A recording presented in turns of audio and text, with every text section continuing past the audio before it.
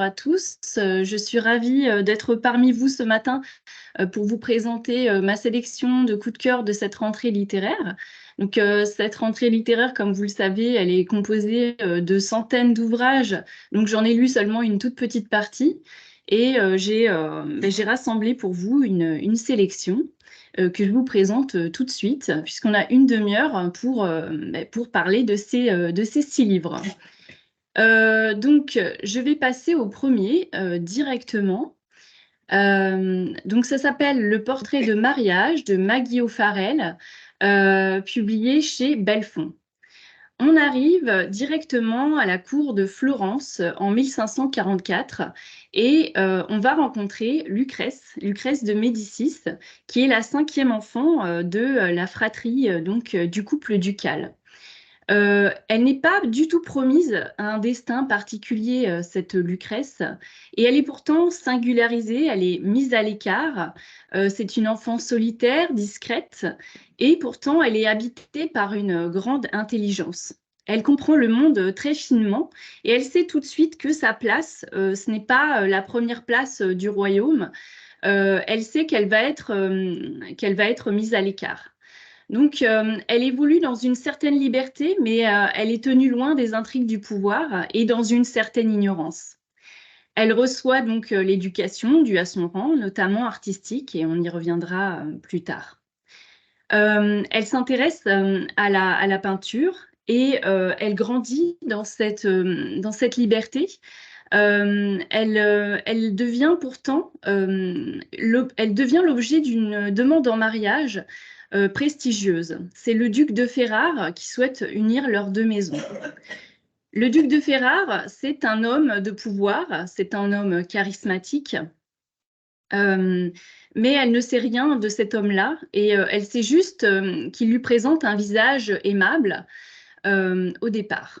Donc, elle intégrera la cour des Ferrare, où elle devra faire face à son destin et se battre pour continuer à être elle-même. Donc, c'est un roman qui va parler, en fait, de la condition des femmes, la condition difficile des femmes qui sont considérées souvent comme des objets de valeur que l'on peut posséder, s'échanger, et dont le rôle se résume peut-être à donner un héritier.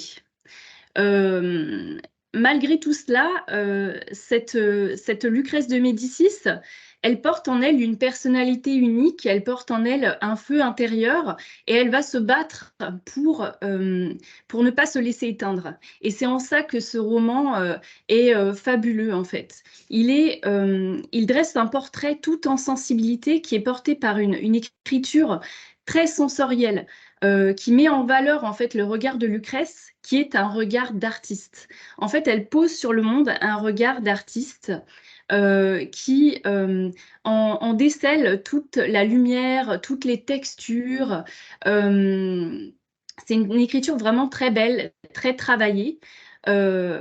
Qui met donc la peinture à l'honneur. C'est aussi le titre du roman, hein, Le portrait de mariage. Il s'agit en fait du portrait de Lucrèce, demandé par son époux à des artistes de la région. Et c'est un élément qui jouera un rôle capital en fait dans ce roman et dont je ne peux pas parler, je ne peux pas vous dévoiler la suite.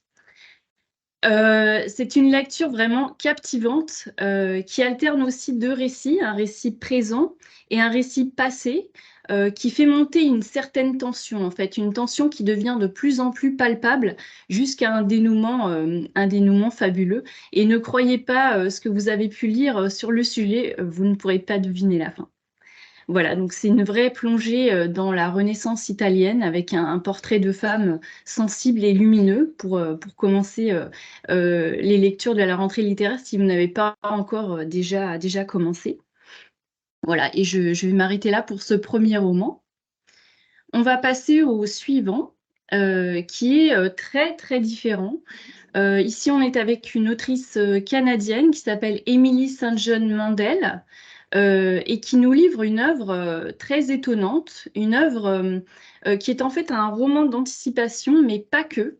C'est un roman qui brouille les pistes dès le départ, en nous emmenant un peu à la manière d'un roman historique, d'un roman presque d'aventure.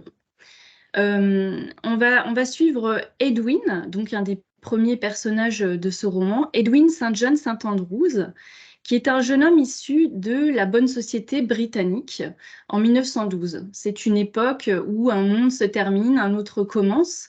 Et ce jeune homme, en fait, il porte en lui des idées progressistes qui vont le mener à se brouiller avec sa famille, qui qui l'envoie au Canada s'établir parce qu'elle ne souhaite pas avoir un fils qui déroge aux idées conservatrices de la famille. Donc ça commence vraiment comme un roman d'aventure. On va suivre Edwin à travers le Canada dans sa découverte de ce pays, un pays avec des paysages particuliers, des paysages sauvages. Et Edwin va atterrir à Cayette. Cayette, c'est un petit village au large de l'île de Vancouver. Il arrive là et là, le roman bifurque totalement. On va se retrouver témoin d'un phénomène inexpliqué. Edwin se promène dans les bois de Cayette et se trouve témoin d'un phénomène sonore dans la forêt, un phénomène qui lui permet d'entendre de la musique, qui lui permet d'entendre des sons très étranges. Voilà. Et là, on s'arrête là avec Edwin et on va suivre d'autres personnages à travers plusieurs siècles d'écart. On va passer en 2020, on va passer en 2200, on va passer en 2400, donc toujours plus loin dans le futur. Et le point commun de toutes ces histoires, c'est qu'on va retrouver ce phénomène inexpliqué qui se reproduit à intervalles réguliers au même endroit. Voilà. Euh, donc, on va suivre tous ces personnages à travers toutes ces époques et on va vivre avec eux leurs histoires, des histoires parfois assez simples. Mais chaque psychologie de personnage est très fouillée en fait. On va avoir toujours des personnages avec une consistance, avec une épaisseur qui fait qu'on a vraiment envie d'en savoir plus sur eux et qu'on est presque déçu en fait de les laisser derrière nous parce qu'évidemment on ne peut pas suivre l'histoire jusqu'au bout pour chacun. On a et c'est ce qui fait aussi tout l'intérêt de ce roman, c'est un roman qui est très efficace en fait. C'est un roman qui est assez bref pour un roman de ce genre. Il fait moins de 300 pages euh, et qui développe pourtant tous ces personnages et toute une diversité aussi de sujets. Je l'ai dit, c'est un récit d'anticipation, mais qui nous évoque des sujets aussi qui nous sont très familiers, qui nous mettent en terrain connu. On va parler pandémie, on va parler progrès technologique, on va parler conquête spatiale aussi. Et tout ça avec un regard de surplomb qui donne aussi beaucoup de profondeur à l'ensemble, et avec un thème central qui est le temps. Donc, avis aux amateurs, aux amatrices, c'est un roman qui met ce thème à l'honneur. Un roman, un vrai ovni en fait dans cette rentrée littéraire qui nous procure un vrai moment d'évasion, de réflexion, qui interpelle aussi sur les choix qu'on fait, qui questionne sur notre perception et qui fait relativiser aussi sur notre place dans l'espace et dans le temps. Voilà, à conseiller à tout type de lecteur et à ne pas réserver surtout uniquement aux amateurs de science-fiction. Voilà, on passe au suivant, sans transition. Angélique Villeneuve, Les Ciels Furieux, publié aux éditions Le Passage. C'est le seul roman francophone de cette sélection. Et on va plonger en piqué dans une histoire difficile, celle des pogroms, ces violences perpétrées à l'égard des populations juives à différents moments de l'histoire. Et ce qui fait toute la force et toute l'originalité de ce récit, c'est le point de vue adopté, qui est le point de vue d'une enfant. On va suivre la jeune Eni, 8 ans, qui vit avec sa famille dans un petit village à l'est de l'Europe, dans une époque indéterminée, hein. C'est pas extrêmement important de savoir précisément quand et où ça se passe. Et son univers à Eni, il s'organise autour des tâches ménagères de la maisonnée. Elle est très impliquée dans la vie du foyer malgré son jeune âge. Et avec sa sœur aînée, Zalda, elle va participer à élever aussi les plus jeunes de la fratrie, les bébés en fait de la famille. Euh, Eni, c'est une petite fille qui est très intelligente, qui est très débrouillarde. Elle sait faire énormément de choses pour son âge. Elle suit en cela le système de la famille qui est toujours d'essayer, que ce soit une recette de cuisine, que ce soit de fabriquer un objet. Il y a, le système, c'est d'essayer et de recommencer jusqu'à ce qu'on y arrive. Voilà, tout simplement. Donc c'est une petite fille qui sait beaucoup de choses, qui n'a pas peur de grand-chose et pourtant, malgré tout ça, ça reste une enfant.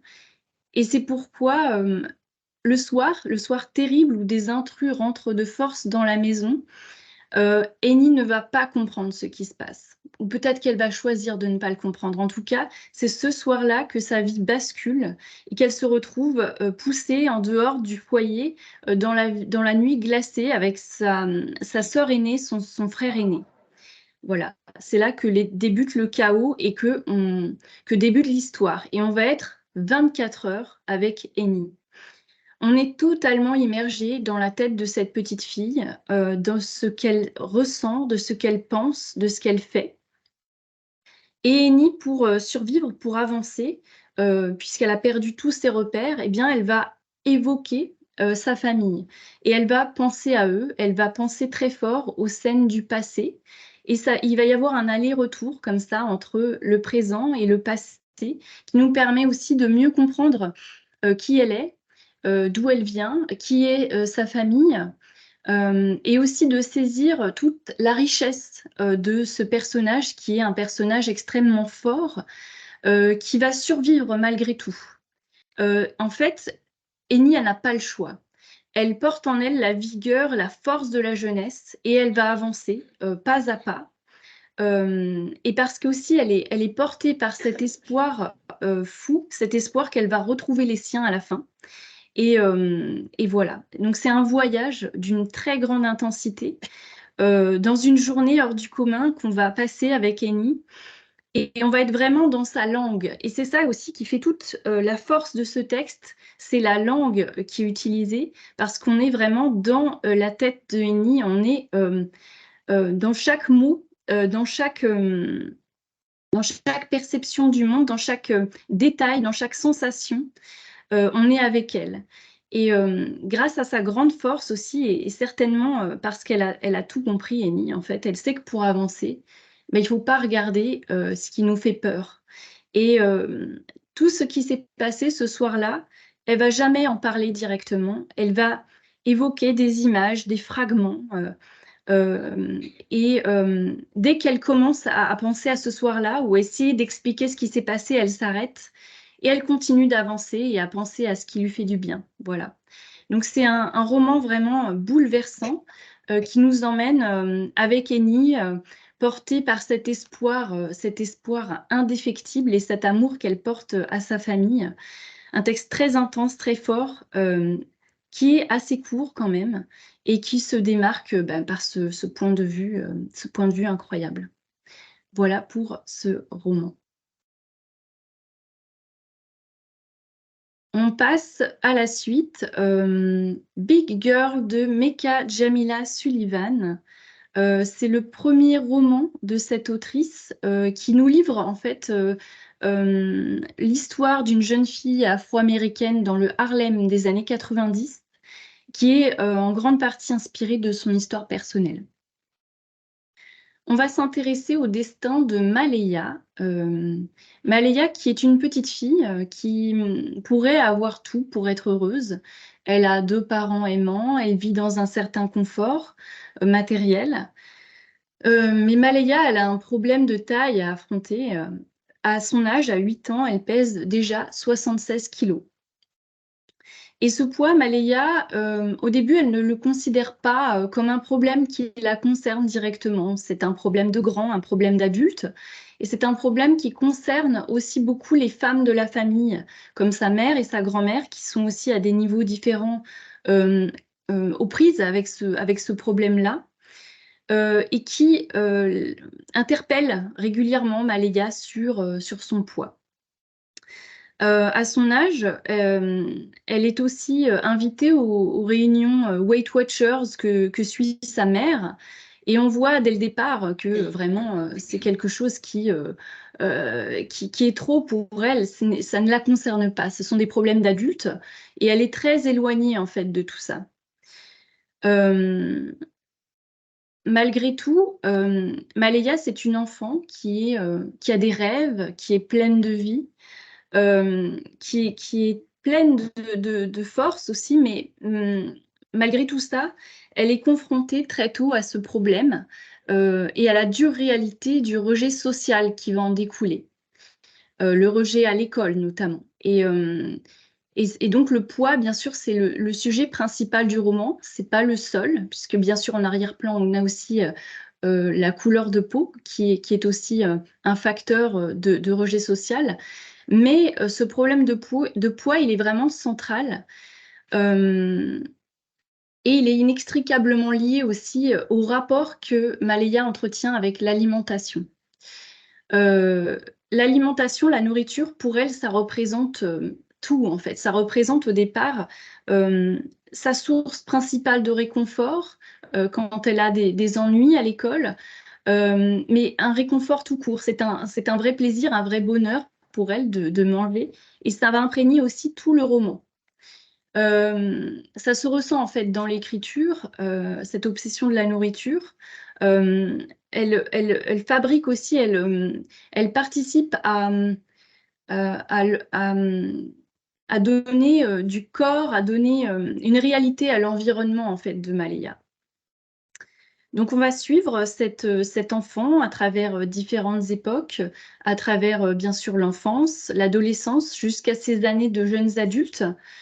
On va la voir avancer parmi les obstacles, essuyer tous les questionnements et aussi tous les échecs, parce que bien sûr, elle sera confrontée à des échecs terribles qui vont la marquer, mais elle va aussi réussir son parcours de femme qui se construit dans la difficulté, hein, qui se construit en tant que femme noire, en tant que femme en dehors des codes de beauté dominants, des codes de réussite dominants. Et elle va tout faire quand même pour tenter de trouver, de réclamer sa place, la place qui lui revient dans une société qui ne lui donne pas d'emblée. Donc c'est un roman qui est incarné par une jeune fille d'aujourd'hui et qui est aussi le roman d'une ville, parce que on est vraiment dans la ville de New York. On va vivre dans cette ville, au rythme de cette ville, et en particulier du quartier de Harlem, qui est un quartier à l'époque en pleine évolution, en pleine transition lui aussi. Avec l'arrivée de nouveaux habitants, une nouvelle population plus aisée, blanche, qui va laisser la place aussi, disons que les commerces de base, les commerces qui ont fait l'histoire de Harlem, vont péricliter avec la hausse des loyers, et ça va être l'effondrement de pans entiers finalement du quartier.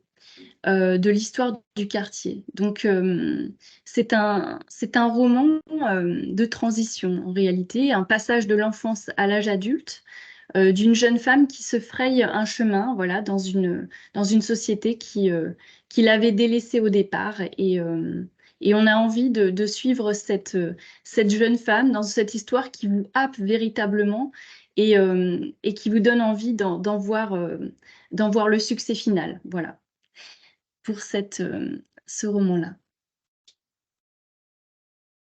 On avance dans cette sélection et on arrive en Allemagne avec une autrice berlinoise, Katia Oskamp, qui livre sa première œuvre traduite en français, Marzanne, mon amour. Alors, l'héroïne de ce roman, elle écrit aussi des livres. Et elle est parvenue à un âge difficile pour les femmes, un âge de transition. Elle est au milieu de la quarantaine et elle se trouve dans cette période compliquée. Et je vais la paraphraser en fait. Elle patauge et s'essouffle au milieu du grand lac de la vie, le grand lac de la vie dans une nage monotone où elle est encore trop loin pour voir la rive dont elle est partie et trop éloignée de la suivante. Donc c'est une période d'invisibilisation aussi, elle le ressent comme telle, et une période où elle ne se retrouve plus dans les choix qu'elle a pu faire dans sa jeunesse, une période où elle n'est plus considérée comme jeune par la société et elle cherche sa place en réalité. Et sa place, elle va essayer de la retrouver dans une reconversion. Et une reconversion hors du commun. Elle va se reconvertir dans le métier de pédicure.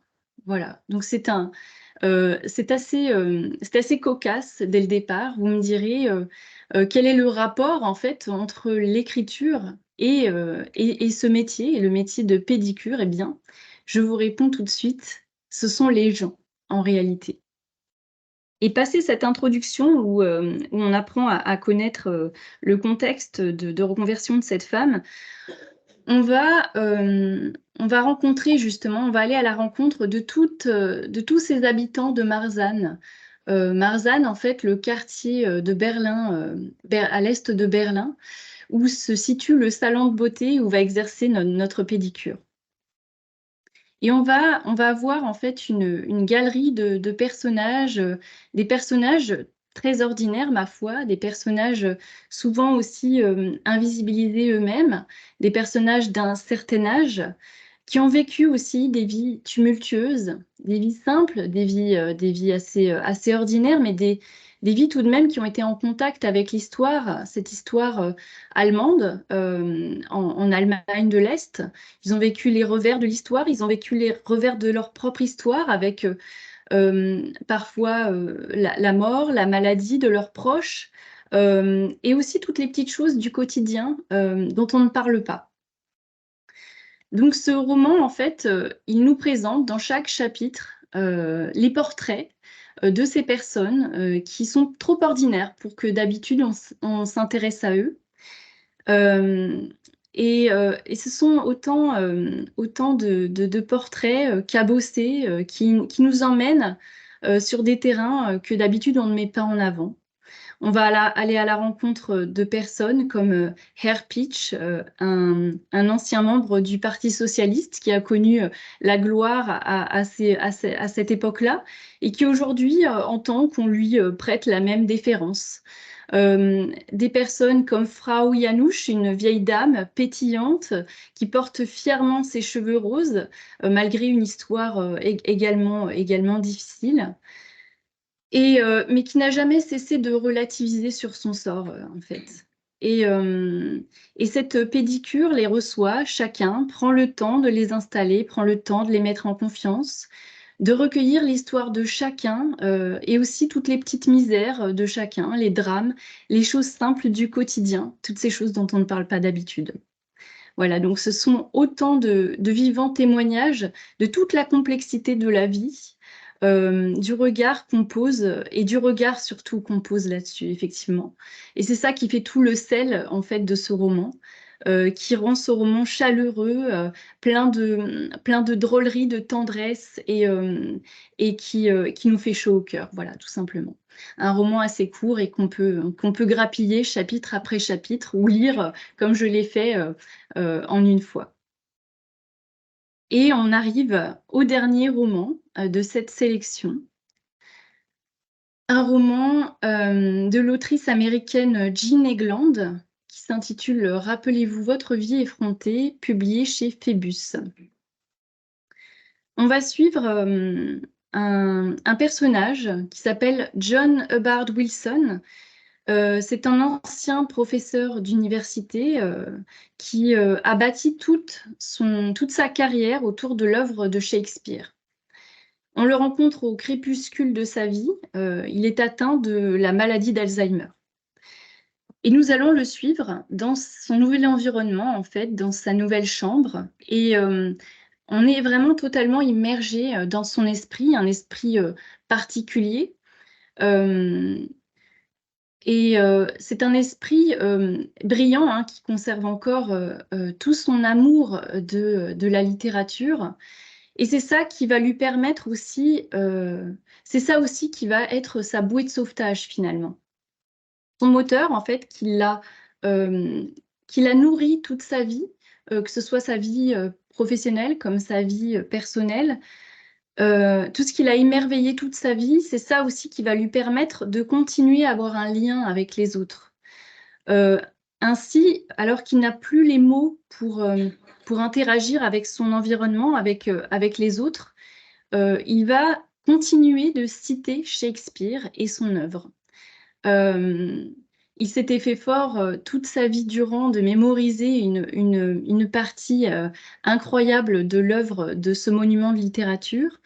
Et cette œuvre aujourd'hui, c'est le fil qui le relie encore au monde, qui lui permet de connecter son monde intérieur au monde extérieur.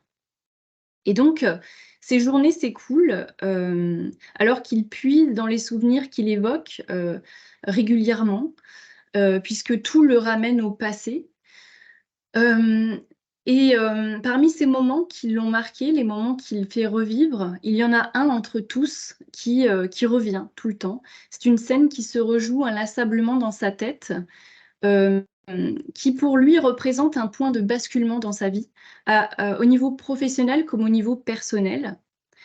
C'est un épisode qui est en fait à l'origine d'un conflit, un conflit irrémédiable avec sa fille unique. Pour lui, c'est la cause de leur séparation, en fait. Ça fait donc 10 ans qu'il n'est plus en contact avec sa fille. Et heureusement pour lui, il a encore à ses côtés sa femme, sa dernière femme, qui est la meilleure, comme il aime le dire. Et sa femme, c'est une personne très perspicace. Et elle va rentrer en contact avec sa fille et lui demander de venir à la rencontre de ce père qu'elle a laissé derrière elle depuis si longtemps. Et Miranda, sa fille, va venir. Donc je n'en dirai pas plus, mais ce roman, c'est bien sûr le récit d'un bilan de vie, mais c'est aussi le récit d'un cheminement vers la réconciliation de deux personnages blessés, deux personnalités très opposées, et qui vont laisser malgré tout leurs différends derrière eux, en dépit de tout, et surtout en dépit de la maladie. Et la maladie, il y a un regard qui est posé dessus, qui fait aussi toute la force de ce texte. C'est un regard qui ne dramatise jamais, en fait. C'est un regard qui ne va pas non plus verser dans la complaisance ou dans un optimisme trop naïf. C'est c'est un roman qui essaye de nous montrer un point de vue qui nous permet d'imaginer la réalité telle qu'elle peut être vécue par quelqu'un qui est atteint de cette maladie, mais de l'intérieur. Et cette perception, elle est extrêmement finement amenée par Jean Egland. Elle nous immerge vraiment dans cette subjectivité particulière, ballottée entre les époques, mais réussit aussi à capturer tout ce qui nous rend vivants et humains, au-delà et en dépit de tout ça. Et c'est un récit extrêmement émouvant, extrêmement bouleversant, qui nous initie aussi à l'œuvre de Shakespeare, bien sûr, pour les personnes qui connaissent déjà, mais comme les novices, ça peut nous donner aussi envie d'aller au-delà enfin, d'aller à la rencontre de cette œuvre, de mieux la connaître et d'aller en découvrir toute la magie et toute la beauté. Voilà pour ce roman. Je pense que je vais vous laisser aller découvrir tout ça. et je vais m'arrêter là pour cette présentation. Merci.